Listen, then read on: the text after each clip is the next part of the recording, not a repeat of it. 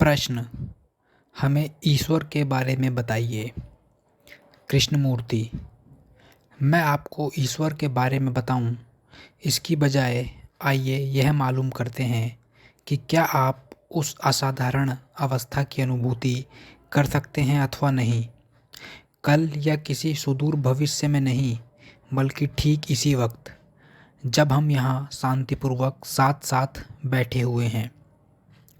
निश्चित ही यह कहीं अधिक महत्वपूर्ण है, लेकिन यह पता लगाने के लिए कि ईश्वर क्या है, समस्त विश्वास विदा हो जाने चाहिए।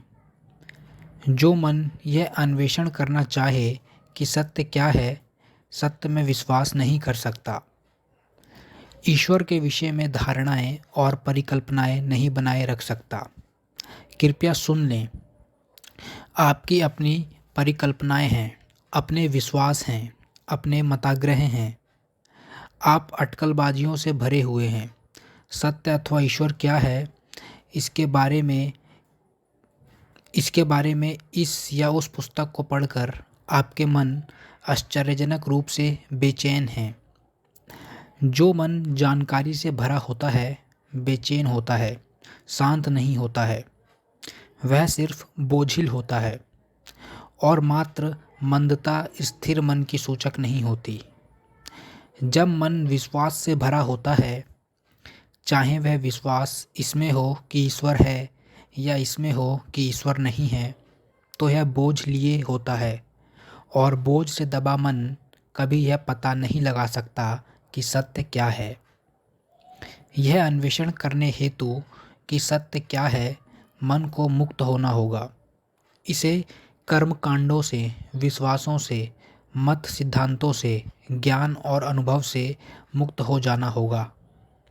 केवल तभी मन उसकी प्रतीति कर पाता है जो सत्य है, क्योंकि ऐसा मन मौन होता है। इसमें अब बाहर की ओर जाने वाली गतिविधि और भीतर की ओर आने वाली गतिविधि नहीं हो रही होती, जो कि इच्छा की गतिविधि है। इसने इच्छा का जो ऊर्जा है दमन नहीं किया है।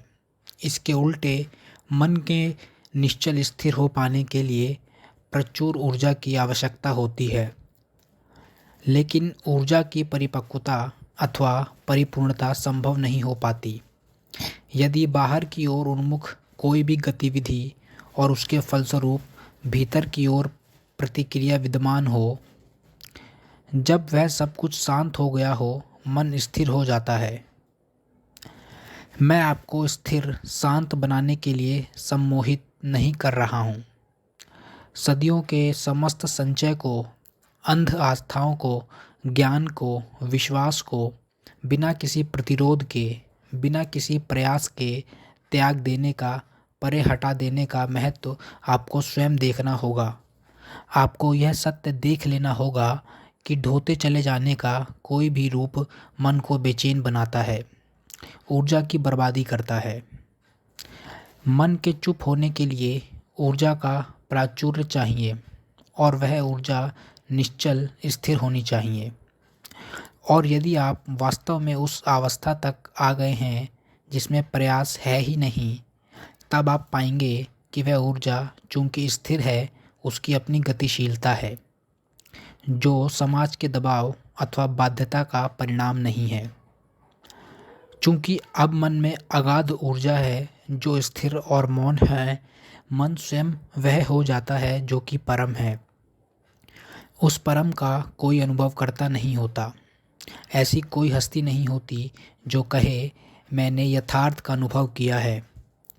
जब तक कोई अनुभव करता है, यथार्थ हो नहीं सकता, क्योंकि अनुभवकर्ता तो अनुभव एकत्रित करने की या अनुभव की निरसन करने की, उसे मिटा देने की गतिविधि ही है। इसलिए अनुभवकर्ता का संपूर्ण समापन आवश्यक है। इसे बस सुने, कोई प्रयास ना करें, केवल देखें कि अनुभवकर्ता, जो कि मन के बाहर जाने वाली तथा भीतर आने वाली गतिविधि है, उसका अंत जरूरी है। इस प्रकार की समस्त गतिविधि का अवसान जरूरी है, और इसके लिए अपार ऊर्जा की आवश्यकता है, जिसका अभिप्राय है कि ऊर्जा का ना तो क्षरण हो रहा है, ना उसे अनुशासन द्वारा विकृत किया जा रहा है, तब वही ऊर्जा प्रेम है। तब वह जो यथार्थ है स्वयं उस ऊर्जा से भिन्न नहीं है। उम्मीद करता हूँ आपको अच्छा लगा होगा और समझ में भी आया होगा। अगर अच्छा लगा तो वीडियो को लाइक करें और चैनल को सब्सक्राइब करें। And finally thank you for your valuable time.